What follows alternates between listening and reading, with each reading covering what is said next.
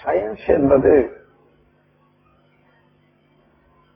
விஞ்ஞானம் பொதுவா சொல்றோம். ஆனா தத்துவம் என்பது மெய்ஞானம்.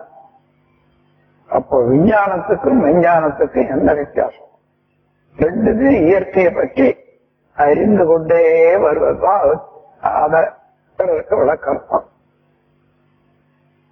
இப்ப நீங்க கேட்ட வரைக்கும் இறைவெளி அவனுடைய இறுக்கத்தினால ஏற்பட்ட தூசு, அதனுடைய சூழ்நிலத்தினாலே ஏற்பட்ட அணு, இதுவரையில எந்த புலனாலையும் உணர முடியுமா? ஒரு கேள்வி போடுங்க. அப்படி புலன்களால உணர முடியாதத விஞ்ஞானிகள் தொடரவே இல்லை. ஏன்னா அத அந்த வார்த்தையை உபயோகப்படுத்துறாங்க பாருங்க. போல்டர்ல the scientist will believe only the empirical proof. அந்த மாதிரி ப்ரூவ் பண்ணணும் முடியாது. ப்ரூவ் பண்ண முடியாதெல்லாம் மறைப்பொருள்னு சொல்றோம். அப்போ அந்த மறைப்பொருட்கள் இல்லையாதான் இருக்கு. ஆனா எப்படி நீங்க தெரிஞ்சுக்கிட்டீங்க, எப்படி நாங்க தெரிஞ்சுக்கிறோம்னு தான் ஐம்புலன்களையும் தோற்றுவித்த இயற்கை. அதுக்கு முன்ன இருந்த அறிவெல்லாம் இருக்குது இல்லையே இயற்கையில. அதை அறியத்துக்கு என்ன பண்றது? அதுக்கு ஒரு அறிவை, ஆறாவது அறிவு. ஐயா அறிஞர்களே, இதுவரையில ஆறாவது அறிவு என்றால் என்ன என்று விஞ்ஞானத்திலேயோ மெஞ்ஞானத்திலேயோ இது வரைக்கும் விளக்கறதா பாருங்க. ஆறுமுகம்னு பேர் வச்சுட்டாங்க. கண்ணனுக்கு 6 தலையறுதுன்னு சொல்றாங்க. ஆனா அந்த ஆறுமுகம்ன்றது என்னன்றது இது வரைக்கும் விளக்கமே இல்லை. நாமும் ஆறுமுக சண்முகம்னு தான் பேர் வச்சுக்கிறோம். 5 புலன்கள் மூலமாக இயற்கையை உணர்ற போது 5 5 தலை. அது 6வதாக உள்ள அனுமானம். அனுமானம் தான் 6வது அறிவு. இங்கிலீஷ்ல இதுக்கு என்ன சொல்லலாம்? அசம்ஷன். அசம்ஷன் தான் அஸ்யூமிங். அவங்க ஒரு கஸ்ஸா சொல்றான்னு சொல்றாங்களே இல்ல, அந்த மாதிரி இது எங்கிருந்து இருக்கும் அந்த அப்படி. அப்போ அதுக்கு நான் என்ன பெயர் கொடுத்திருக்கேன்னா கருத்துருவம். கருத்துக்கு உருவம் இருக்குவா? இல்லை. நான் கருத்து இல்லைன்னா இருக்குது. நம்ம ஏதாவது சொல்ல நினைக்கிறோம், சொல்றோம். அந்த சொன்ன பிறகு பேச்சு, லாங்குவேஜ் எல்லாம் வருது. அது முன்ன இருந்துத்தானே. அது எந்த நிலையில இருந்தது? அதுதான் கருத்துருவம். இதே கருத்துருவம் நீங்க ஒவ்வொரு பொருளையும் பாக்குறீங்க. பசு பாக்குறீங்க, இது பசு பால் தரும் அப்படி எல்லாம் செய்யும். ஆனா பசுவை பார்க்கிற போது உருவம் தெரியுது, அவருடைய தன்மை எல்லாம் தெரியுது. ஆனால் அதனால அடையக்கூடிய இன்ப துன்பங்கள் தெரியுதா? இல்லை. அப்போ ஒவ்வொரு பொருளையும் அந்த இன்ப துன்பங்கள் உணரக்கூடியது. இன்பமா துன்பமா அடையிற மேலே தினந்தோறும் எப்படி இருந்து நீ அதை எடுத்து சொல்ல முடியுமா? அதான் கருத்துருவம். அதுதான் அசம்ஷன். ஆனா எல்லா இடத்துலயும் அசம்ஷன் என்ற கருத்து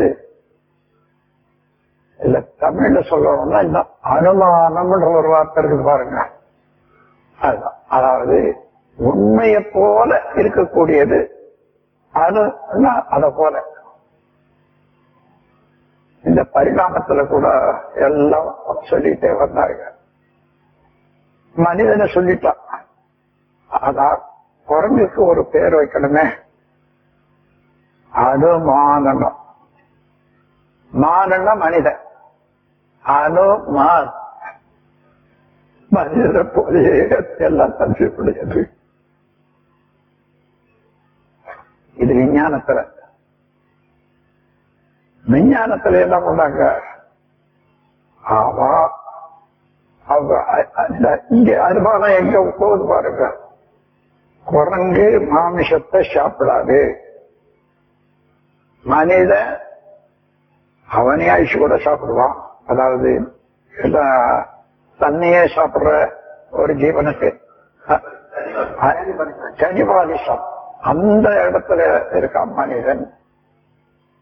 அது ஒரு காலம் குரங்குல இருந்து மனிதன் வந்திருக்க முடியாது. ஏன்னா அந்த வித்துல எந்த அவ்வளவு வெளியில வந்திருக்கும்.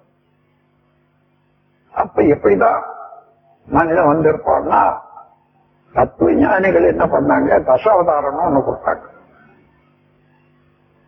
அதாவது உலகத்துல ஜீவராசிகள் எல்லாம் எங்கெங்க வாழ்தெல்லாம் இருக்கான். முதல்ல என்ன தோன்றி இருக்கணும், தண்ணி. தண்ணியில எந்த ஜீவன் இருக்கணும், மீன். மீனுக்கு மச்ச அவதாரம். தண்ணிக்கும் பூமிக்கும் இடையே வாழக்கூடியது என்ன, அதுல இருந்து வந்துதானே வாழ்ந்திருக்கணும். தண்ணிக்கு இடையே வாழ்கிறது ஆமை. அதுக்கு கூர்மம், மச்ச கூர்மம். சரி, அதுக்கப்புறம் அங்கேயே வாழக்கூடிய தரையில அந்த ஆதியிலேயே எல்லா தரைகளும் உணவும் வரல. அப்போ இந்த உணவு உற்பத்தி ஆகக்கூடிய தடைகள் எல்லாம் வருது. அதை வேற தோண்டி தோண்டி சாப்பிட்டுத்தான் ஒரு ஜீவன் வாழணும். அது பன்றி, மச்ச கூர்ம வராகம். அதுக்கப்புறம் இவன் குரங்குன்னு எடுத்தானே, அவன் என்ன எடுத்தான், குரங்குக்கு அப்படி இல்லை வித்தியாசம். சிங்கத்துக்குத்தான் பெண்ணுக்கு வேற, அதாவது முகமெல்லாம் தாடி கிடையாது, ஆண்களுக்கு தாடி இருக்குது, மாமிசம் சாப்பிடுது. அதனால சிங்கத்துல இருந்துதான் மனிதன் வந்திருப்பான்னுட்டு அவனுடைய அனுமானம் அப்படி எடுத்து. அப்போ நரசிங்கம், அதுல இருந்து நரமாக வரக்கூடிய அளவுக்கு எல்லா அமைப்பு இருக்குது. சிங்கத்துலதான் மனிதன் வந்திருக்க முடியும்ன்ற போது நரசிங்கம். இப்ப அவங்க கொடுத்திருக்கின்ற தசாவதாரத்தை பாருங்க, மச்ச கூர்ம வராக நரசிங்கம். அதுக்கப்புறம் மனிதன் வந்துட்டான், எப்படி வாழ்ந்திருக்க முடியும், செடி கொடிகளை வெட்டித்தான் வாழணும். அதுக்கு ஒரு உடலையை கொடுத்து அதுக்கு ஒரு உருவத்தை கற்பிச்சாங்க. அதுக்கு பேரு பலராமன். அந்த காட்டிலேயே வாழற போது சரியுது. அதன் பிறகு என்ன, நாட்டுக்கு வந்துட்டான். அங்கே ராமன், பலராமனுக்கு அடுத்தபடியாக ஆட்சியில் இருக்கக்கூடிய, அதாவது நாதுக்கான நாகரிகமான ஒரு உருவத்தை கொடுக்கணும் ராமன். மச்ச கூர்ம வராக நரசிம்மம் வாமனம். வாமனம்னா அத நரசிம்மம் என்ற போது வாயு மனமும் உடையவன் தான் மனிதன். மனம் இருக்குது, வாயு இருக்குது, தெரியாது இல்லையா மற்றபடி. அதனால வாயு மனமும் வாமனன் ஒரு தனியா ஒரு யாருக்கு தெரியாத ஒரு உருவத்தை போட்டாங்க. அதுக்கப்புறம் அரசன், அதாவது ராமன், கிருஷ்ணன் எல்லா விளையாட்டும் ஆடுறதுக்கு மனிதன் தயாராகிட்டான். அதுக்கு எதை சொல்லலான்னு பார்த்தா கிருஷ்ணன் அங்கதான் வச்சான். ஏன்னா கிருஷ்ணனுடைய அவரை வர்ணிக்கிற போது நம்ம பாரதியார் ரொம்ப நல்ல வேடிக்கை சொல்வார். பின்னலை, அதாவது தீராத விளையாட்டு பிள்ளை, தெருவில் போகும் பெண்களுக்கு ஓயாத தொல்லை. தீராத விளையாட்டு பிள்ளை, ஆனா அதெல்லாம் அடிச்சுட்டு பின்னால பாவை நோன்பு பாவை வந்து பாடுறாங்களே இல்லையா, அதுல கொண்டாந்துட்டான். யாரோ கிருஷ்ணன் நினைக்காதீங்க, அவன் நந்தகோபன் குமரன். நந்தகோபன் எப்பேற்பட்டவ? கூர்வேல் கொடுந்தொழிலன். நந்தகோபன் அவருடைய அப்பா வந்து கூறான வேலை வைத்துக் கொண்டு மிருகங்களை எல்லாம் வேட்டையாடி குத்தி கொண்டு சாப்பிடுற கூர்வேல் கொடுந்தொழிலன் நந்தகோபன் குமரன். தாய் சொல்ற போது கண்ணழக சொல்றான், ஏறார்ந்த கண்ணி அசோதை இளம் சிங்கம். அப்படியெல்லாம் அந்த அவர் பழைய காலத்து நூல்கள் எல்லாம் பார்த்தோம்னா அதை அப்படியே எடுத்துக்கூடாது. அதுல இருந்து அனுமானம் தான் எடுத்துக்கிறதே தவிர அதை அப்படியே எடுத்துக்கொள்ளக்கூடாது. கூட அந்த காலத்துல இப்ப எழுதுனெல்லாம் புராணம் சொல்றோம். புராணம்னா என்ன? பழைய கதை. இப்போ அறிஞர்கள் உள்ளத ஏதோ சிலது அந்த காலத்துல தகுந்தவாறு சிலது உணர்ந்தாங்க. ஆனா எல்லாருக்கும் சொல்லணும்னு நினைக்கிறாங்க. இவன் சொன்னான்னா நாம எப்படி நம்புறது? அதுக்காக இவன் ஒரு கதையை கட்டுறான், ஒரு கடவுளை உற்பத்தி பண்றான், அந்த கடவுளுக்கு ஒரு பேர் வைக்கிறான், அந்த கடவுளுக்கு இந்த குணங்கள் எல்லாம் இருக்குதுன்னு சொல்றான். அவர் வந்து அந்த கதையில இவன் என்ன நுழைக்கணுமோ அதை நுழைச்சிட்டான். அந்த கடவுள் இப்படி போனாரு, இப்படி சொன்னாரு, அதை நம்புறது மக்கள் அப்பதான் நம்புவாங்கன்னுட்டு கடவுளே சொன்ன மாதிரியாக தன் கருத்தை நுழைச்சத்தான் புராணங்கள். இப்ப அதெல்லாம் நம்ம தப்புன்னு சொல்ல முடியாது. அதெல்லாம் தான் சொல்றேன், அந்தந்த காலத்தில் ஏற்பட்ட ஒரு நிலவிக்கு தகுந்தவாறு, விளக்கத்துக்கு தகுந்தவாறு, தேவைக்கு தகுந்தவாறு ஒவ்வொரு செயல் எழுதுது. இன்னைக்கு அப்படியே நாம் ஏற்றுக்கொள்ளக் கூடாது. அதுதான் இப்ப தான் செய்யக்கூடியது. எந்த எந்த காலத்தோ இளங்காலம் தேவை, இவை எப்ப தோன்றியன எத்தனையோ செயல்கள் நிறம் பாடுறவங்க. அந்த செயல் அக்கருத்து இன்று சிந்தனைக்கோ அனுபவத்துக்கோ துன்பம் தருமனை தவிர்ப்போம். தேவையில்லாது துன்பம் கொடுக்கக்கூடியது, அதாவது பொருளாதாரத்துல நஷ்டம் வரக்கூடியதோ மனதுக்கோ உடலுக்கோ துன்பம் தரக்கூடியது செய்யக்கூடாது.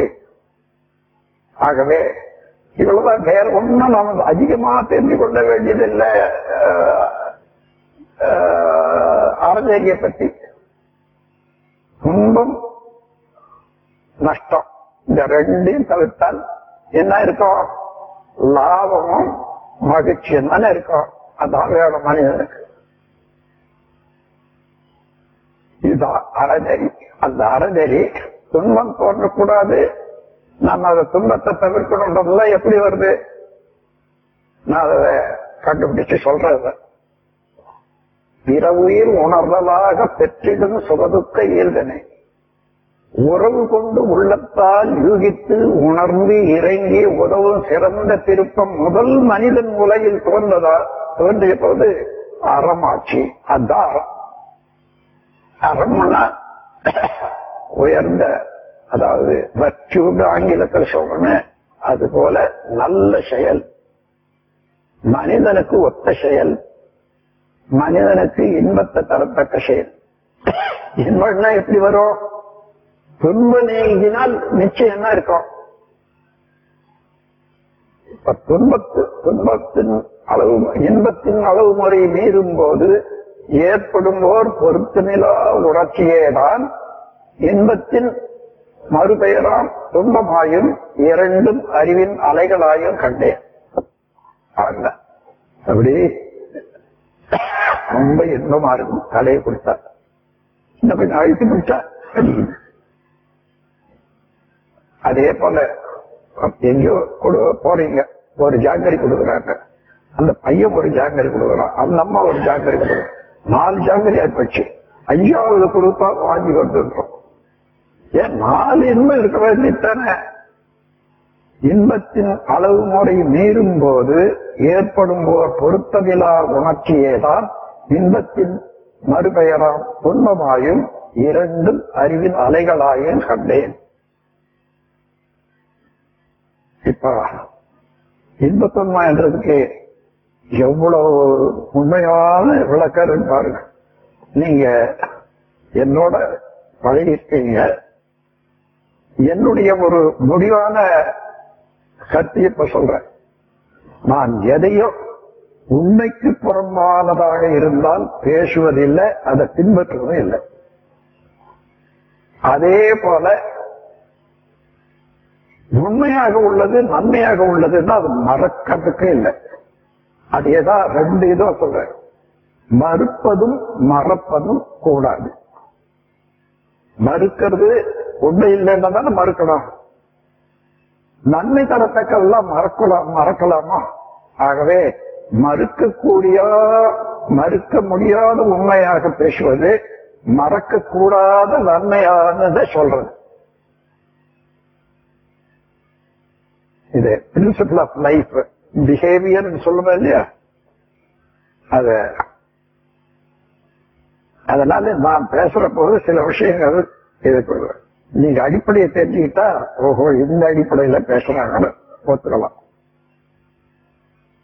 அப்புறம் இன்றைக்கு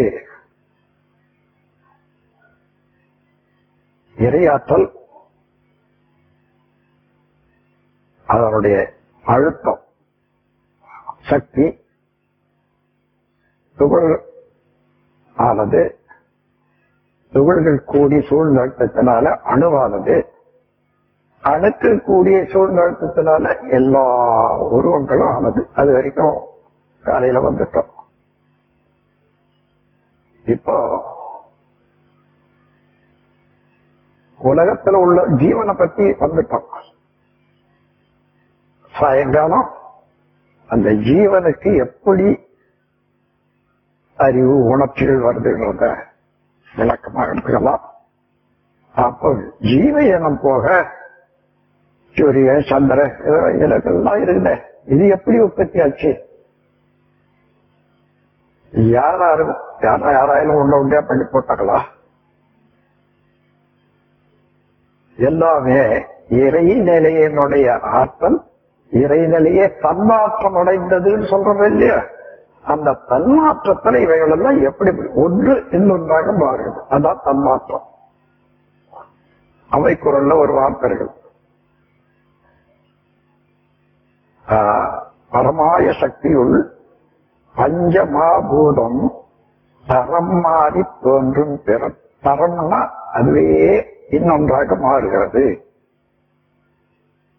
நிலம் 5, நீர் 4, நீடங்கி 3, உலவு 2, ஒன்னவன். அதாவது நிலம் கட்டி பொருள்லாம் 5வதாகவும், நீடங்கி நிலம் நீர் 4வதாகவும், வெப்பம் 3வதாகவும், காற்று 2வதாகவும், முதலாவதாகவும் தோன்றியதுன்னு சொன்னா, அந்த பரமாய சக்தியுள் பஞ்சமாபூதம் தரம் மாறி தோன்றும் பிறப்புன்றதுதான் அதாவது தன்மாற்றம். தரம் மாறி என்ற போது டிரான்ஸ்பார்மேஷன். ஏன் இங்க இந்த ஒரு உண்மையை அங்க வலியுறுத்துறாங்க பாருங்க. இந்த இறை தந்தையை விட, இறை நிலையை விட வேற ஒரு பொருள் இருந்தா அது எடுத்து இதுவாச்சு சொல்றதுக்கு இல்லை. படைப்பு என்பதை பேசணும்னா படைத்தான், இறைவன் படைத்தான். அங்கே என்ன சந்தேகம் வருது? இறைவனுக்கு தேவை இருக்குது. அப்ப தேவை உள்ளதா இறைவன்? தேவையில்லாத பூர்ணமானது இறைநிலை. அந்த தேவையை முடிக்கிறதுக்கு இவனுக்கு அப்பாலே இன்னொரு பொருள் இருந்து அதை எடுத்து இதை படைச்சான்றதுக்கு இல்லையே.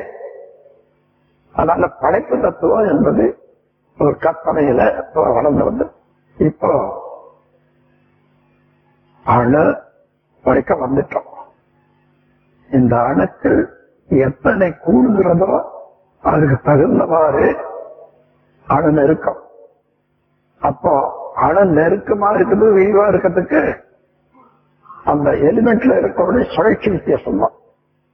அதிக சுழற்சி இருக்குமே, ஆனால் அது கொஞ்சம் தான் இருக்கும், அதுக்கு தகுந்தவாறு குறைவாக இருக்கும், இடைவெளி ஜாஸ்தியாகும். மெதுவா சுற்றுனா நெருங்கி இயங்கும்.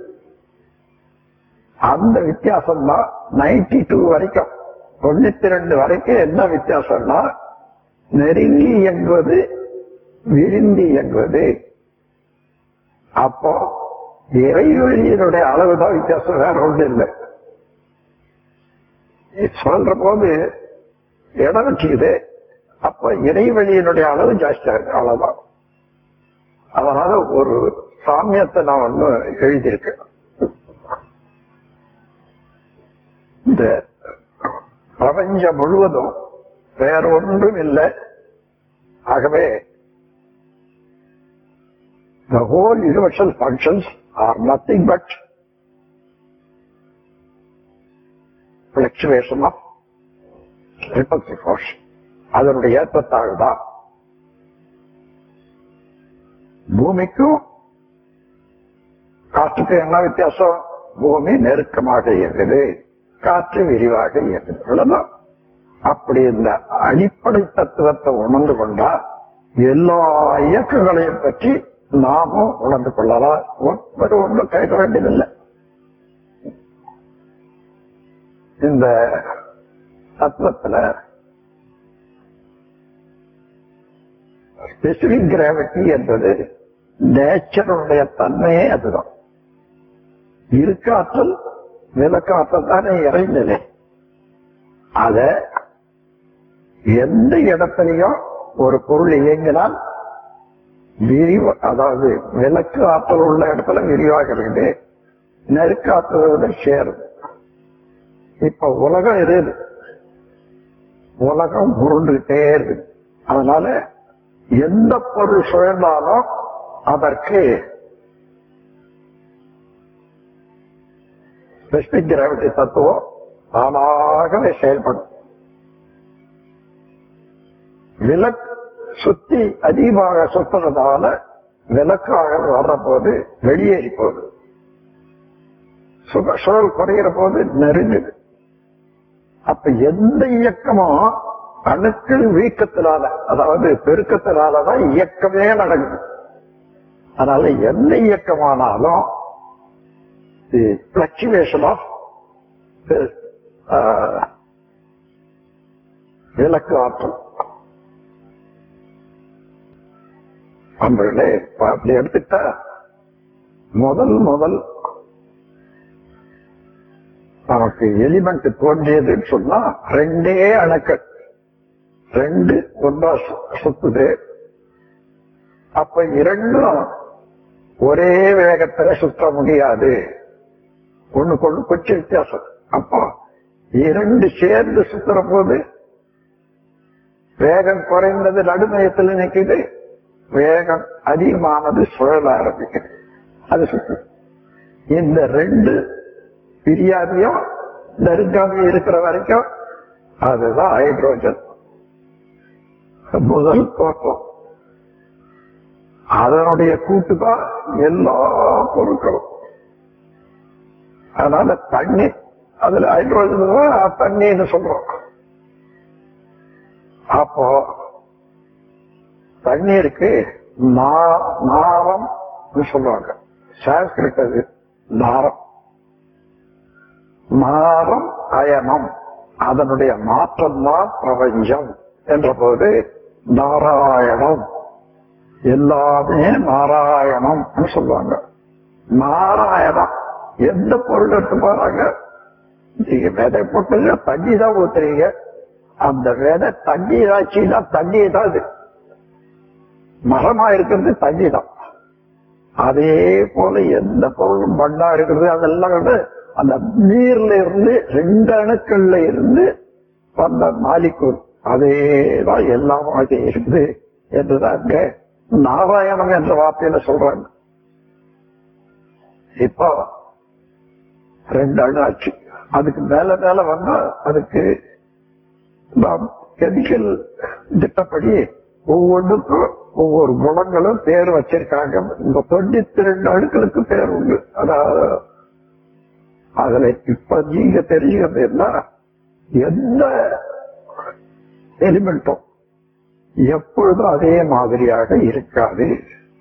சூழ்நிலைக்கு தகுந்தவாறு அதுல இருக்கக்கூடிய அணுக்கள் சுழற்சி வேகம் இருப்பதனால சிலது வெளியேறிடும். அது குறையிற போது சில சேர்த்துக்கொள்ளும். அப்ப எந்த எலிமெண்ட்டும் வெளியேறுவது உள்ள வருவது என்ற இதுல எப்பொழுதும் வாஸ்பம் பெற்றுக் கொண்டே இருக்கின்றன. அதனால இப்ப நம்ம உடல்ல 3 பெற்றீங்க. மறுவுடல், நுண்ணுடல். நுண்ணுடலை சூக்கும உடல் ஆஸ்ட்ரல் பாடின்னு சொல்லுவோம். காந்த உடல். காந்தத்தை பத்தி சொல்றதே இல்லை யாரும். அலை. இப்போ எலிமெண்ட் என்ற மூலக்கூறுனால அது கட்டப்பட்டதுதான் பாடி, உடல். அப்ப அதுல இருந்து தனித்தனியா ஓடி ஓடி பிரிஞ்சுக்கிட்டே வந்து பாருங்க.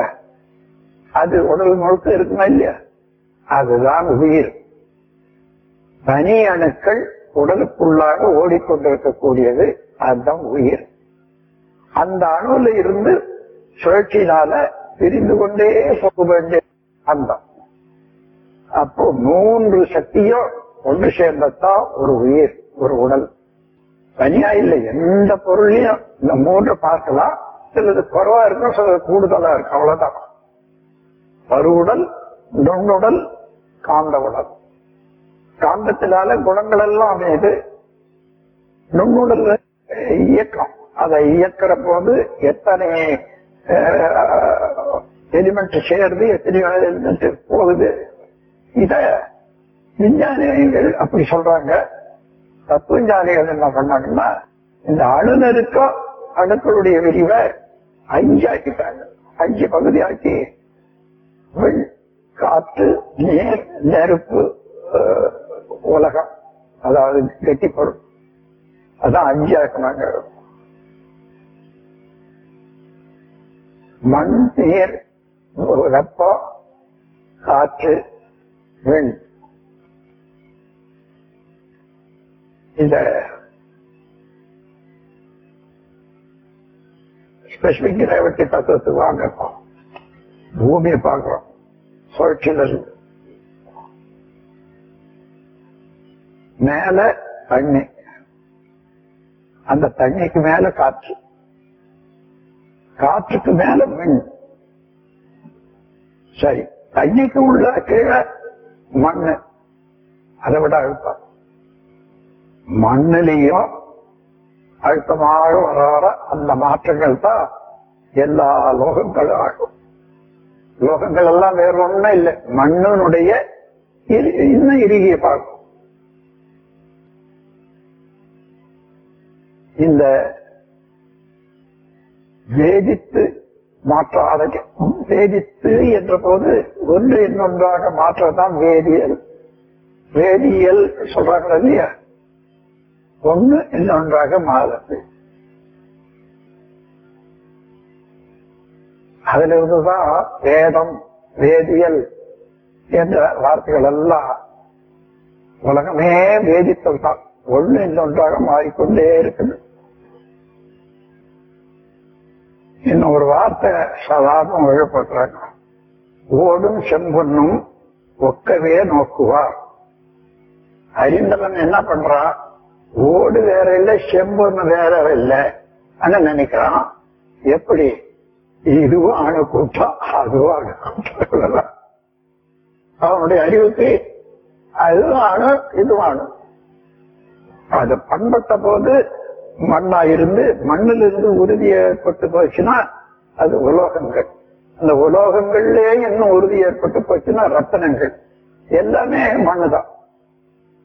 அதனால ஓடும் செம்மண்ணும் ஒக்கவே நோக்குவார். ஏன்னா பல இடங்கள்ல நீங்க படிக்கலாம் அந்த வார்த்தைய. அது ஏதோ அப்படி ஒன்னும் மலைச்சு போட்டா மயங்கிட்டான்றது இல்லை, அந்த வார்த்தையை போட்டுறேன். பழைய புராணங்கள்லயோ அல்லது கருத்துக்கள்லையோ நமக்கு புரியல என்பது தவிர, ஏன் புரியல, காலம் வேறுபாடு, அந்தந்த காலத்துல உணர்ந்து கொள்ளக்கூடிய தேவை வேறுபாடு, இதை ஒட்டி நம்ம ஒவ்வொருத்தரும் ஒவ்வொரு விஷயத்த நல்லா இருக்குதுன்னு ஏற்றுக்கொள்றோம், அதெல்லாம் இது வாழான்னு தள்ளி வைக்கிறோம். இதெல்லாம் அந்த காலத்தை ஒட்டி வந்ததுதான். அதனால்தான் நம்ம ஐநூறுக்க பண்பாட்டுல எந்த எந்த காலத்தோ இடம் காலம் தேவை இவையொப்ப தோன்றியன எத்தனையோ செயல்கள், அந்த செயல் அக்கருத்து இந்த சிந்தனைக்கோ அனுபவத்திற்கோ துன்பம் தருதலில் தவிர்ப்போம். சாதாரணமாக ஐந்தொழுக்க பண்பாட்டுல படிக்கிறவங்களுக்கு இவ்வளவு ஆழம் போக முடியாது. அன்பர்களே, தத்துவம் என்பதற்கு விஞ்ஞானம் என்பதற்கும் வேறுபாடு ஒன்றுமே இல்லை. புலன்களுக்கு எட்டக்கூடிய விஷயத்துல அதெல்லாம் காலதூர பருமன் என்ற 4 கணக்கீட்டுக்கு உட்பட்டது தோற்ற பொருட்கள் எல்லாம். காலம், தூரம், பருமன், வேகம், இதெல்லாம் கணக்கிடக்கூடியது. அணுவுக்கு முன்னிலையில அணுவையோ புகழையோ காந்தத்தையோ இறைநிலையோ புலன்களால வர்ணிக்கவே முடியாது, எட்டாது. புலன்களுக்கு எட்டாததுனால அவைகளை பற்றி பேசல யாரும். புலன்களுக்கு எட்டாத இறைநிலைய அது அரூபமானது நாம் சொல்றோம். அதே போல விஞ்ஞானிகள் கிராவிட்டி என்றதை பற்றி நிறைய பேசுறாங்க. எங்கேயாயிரம்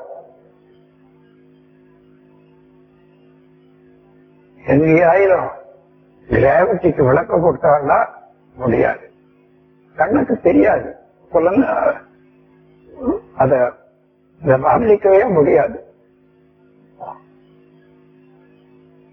இப்போ இதனால இப்ப நாம் முடிக்க போறோம். எங்க நாம் எடுக்கணும்னா, இந்த நீரணுக்கள் சொல்ற மாதிரி பல சேர்ந்துட்டா எங்க சேர்ந்தாலும் அந்த கூட்டும் சொல்லிட்டு தான் இருக்கும். அப்படி நீரணுக்கள் ஆகாயத்துல சுழல்ற போது அதுக்கு அது ஒரு உருண்டாது, அது நெபுலான்னு சொல்றோம். அதன் பிறகு அது சுழல சுழல நடுமையம் கட்டியாகுது பாருங்க, மண் அழுது, அந்த மண்ணுக்கு மேல அப்புறம் உலோகங்களாகும். இப்படியே அந்த சுழல் விரைவினால அடைந்த மாற்றத்துல ஒவ்வொரு சுழலும் ஒவ்வொரு கோளாக மாறும். கோள்னா ஒருத்தர் கோள் சொல்றாங்க, அது இல்ல, கோள வடிவத்துல இருப்பதனால கோள். கோள வடிவம்னா வட்டம், பால். அப்போ கால இப்ப ஒரு கோள் இருக்கு, உலகம் சுத்திட்டே இருக்கு. அதுல இருந்து சில அணுக்கள் அல்லது கூட்டணுக்கள் வெளியேறி கொண்டே இருக்குமா இல்லையா? வெளியேறது ஒரு அளவுக்கு மேல போகாத சூழ்நிலை ஆற்றல் வெளியில இருக்கிறதுனால அதுக்கு அந்த போடுறதில்லை. இதுக்கு சும்மா இங்க இருக்கிறது விளக்கு ஆற்றல் வந்துச்சுன்னா அது அங்க வைக்கிறது இல்லை. ரெண்டு சேர்ந்து அப்படியே மிதக்கிற போது அவைகள் ஒன்று கூடி இப்போ சின்ன சின்ன எரிக்கற்கள் சொல்ற பாருங்க, அதான் முதல்ல உற்பத்தி ஆகுது. அது எங்க போகும்? எந்த கோள்ல தோன்றுகிறதோ அதையே சுத்தி சுத்தி வரும். ஏன்னா அதனுடைய அலையிலேயே இது இருப்பதனால அது சொல்ற போது அந்த அலையிலேயே அது சொல்லிட்டே இருக்கு. ஆனா 4ஆம் வட்டத்துல அது பெருத்து பெருத்து பெருத்து பெருத்து பெருத்து தன்னைத்தானே சுத்தி கொள்ளக்கூடிய அளவு வர்ற போது அது ஒரு துணைக்கோள். நிலவு போல எல்லா கிரகங்களுக்கும் துணைக்கோள்கள் நிறைய இருக்கின்றன. சிலர் தெரியும், சிலர் தெரியாது, அவ்வளவுதான்.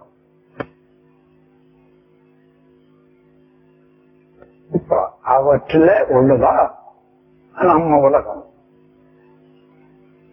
இந்த உலகம் தோன்றியது இறையாற்றல்ல எல்லாம் இருக்குது. அந்தந்த காலத்துலதான் அதாவது வெளியே வரும். அப்படி பாத்தீங்கன்னா இந்த பூமியில யாருக்கு பிரயோஜனம்? ஜீவ இனம் வேணும். ஜீவ இனம் உற்பத்தி பண்ணணும்னா 5 அறிவு வேணும், மற்ற எல்லாம் வேணுங்க. அது நேரடியா வரல. முதல்ல எங்க வைக்கிறது இறை ஆற்றல்? ஜீவ இனத்தை விதையில நீங்க கொஞ்ச நாள் போட்டு வச்சிருந்தீங்கன்னா, அதாவது மழைக்காத போட்டு வச்சீங்கன்னா அதுவே காய்ந்து பக்குவமாகி புழு என்றதா வந்துடும். எந்த விதையும் காலத்தால விதைக்கலன்னு சொன்னா நீங்க போட்டு வச்சா புழுதான். அந்த புழு கொஞ்ச காலம் இருந்துட்டு அது உள்ளே இருக்கிறத சாப்பிட்டுட்டே இருக்கும். அதுக்கு மேல அங்க இருக்க முடியாத அந்த விதைய அதை தோலை தொலைச்சிட்டு வெளியே வந்துடும். இதெல்லாம் எந்த தானியம் எடுத்து பாத்தீங்கன்னாலும் அது காலத்தால மொத்தங்கள் இருக்கும். அப்போ அதுல இருக்கக்கூடிய புழு ஓடி போச்சு. ஓடுனதுக்கு சக்தி இல்லையா? இருக்குது. அதனால அது ஓடுனது எங்கேயும் ஓடிட முடியாது. அதையே பக்கத்துல அங்கேதான் இருக்கணும். இருக்கிற போது தன் ஆற்றல்ல இருந்து அந்த ஜூஸ் எச்சில் வெளியாக பாருங்க, அதையே மேல மேல தடவிட்டு கூண்டாய் போகும். அப்போ அது கூடு கட்டிட்ட பிறகு இதுக்கு ஒரு என்ன நிலை என்றோ சமநிலை, அதாவது தியான நிலை, ஹைபர்னேஷன். அந்த நிலையில தன்னாண்ட இதுவரைக்கும் கட்டிட்டே வந்து வரக்கூடு அதே சக்தி ரக்கையாக மாறிப்போம். ரக்கையாகி அதாவது வெளியில வந்து வெளியில வந்து ஓடும்போது ரக்கையா நிக்காது, காத்துல வேண்டும். அதுக்கப்புறம் பூமியில தானே ஓடணும். அதான் எறும்பு இன்னும் மற்ற சின்ன சின்ன சின்ன பூ ஓடிக்கிட்டே இருக்கிறதெல்லாம் அதுல இருந்து பல கால்கள் உடைய ஊர்வனவாக வந்த போது நம்ம பூரம் முதலியெல்லாம் பார்க்கணும். மரவட்டைக்கு எத்தனை கால் இருக்கு? அப்படி இருந்து 4 வட்டத்துல அந்த கால்கள் குறைஞ்சி 4 காலுக்கு வர்ற போது விலங்கினம்னு சொல்றோம், மிருகம். அந்த 4 காலும் காலையே கையாக உபயோகப்படுற ஒரு ஜீவன்கள் இருக்கு பாருங்க. அதெல்லாம் அப்படி உற்பத்தி ஆகி 2 கால் ஆகுது. அதுல ஒண்ணு கை, காலையே கையாக, அது 4 கால் இருந்தது, 2 கைய 2 வந்து காலாயிடுச்சு. இப்போ காலே கையாக உபயோகப்படுத்துறதுனால கால் கை, கை. அதே போல எல்லா ஜீவன்களையும் பார்த்தீங்கன்னா காலியே, அதாவது மிருகங்கள் எல்லாம் காலியே தான் கையாயிடுச்சு. அப்படி இருந்து அதுக்கப்புறம் நிக்க பழகிட்ட பிறகு 2 கால், 2 கால் வந்துட்ட பிறகு நாம இருக்கிறோம். இதுக்கு இடையில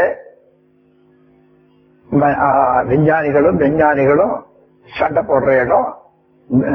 குரங்குல இருந்து மனிதன் வந்தானா அல்லது சிங்கத்துல இருந்து மனிதன் வந்தானா, அது 2 பேரும் சந்தேகப்படுறதுல சந்தேகம் இல்லை.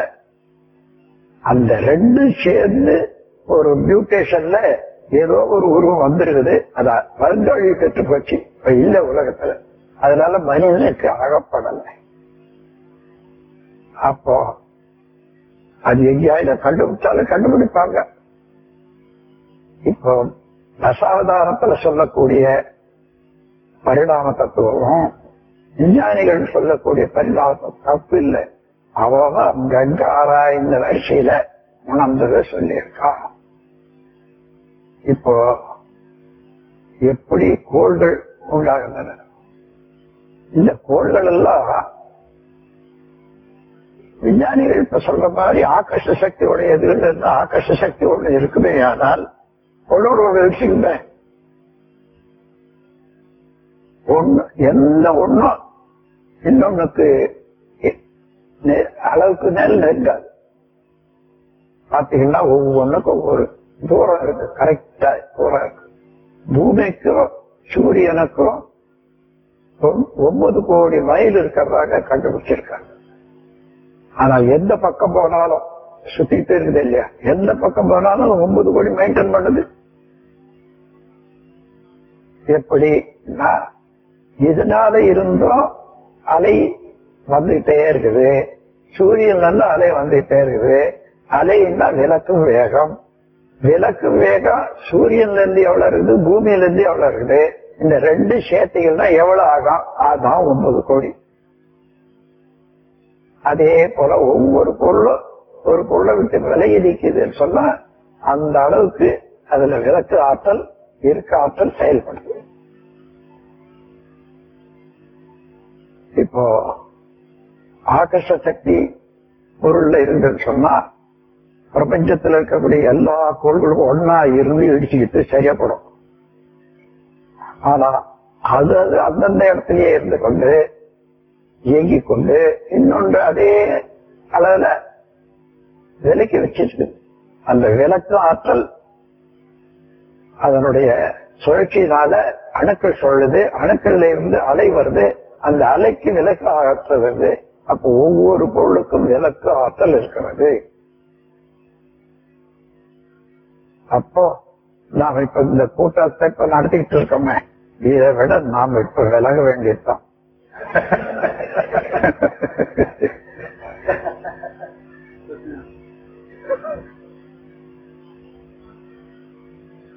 இன்னைக்கு நம்ம ஐயா சொன்னாரு, நீங்கெல்லாம் டீக்கு போற போது ரொம்ப ஆழமா போயிட்டு காட்டுறாரு இந்த தத்துவத்தை பேசுற போது. காரணம் அவர் விஞ்ஞானத்துல உயர்ந்த உச்சமான எல்லா நூல்களையும் விஞ்ஞானிகளை பற்றி படிச்சவரு. யாரும் ஒண்ணு கூட சொல்லாத அந்த அளவுக்கு ஆழம் போனதுனால அது ஆழமாக இருக்குதுன்னு சொல்றாரு. அதனால விட்டுள்ளோமா, நான் கொடுக்கறேன் வாங்கி வச்சீங்க, உங்களுக்கு தேவைன்னா வச்சீங்க, இல்லாத போட்டு கொடுக்குறேன். எனக்கு தெரிஞ்சது நான் சொல்றேன். ஒரு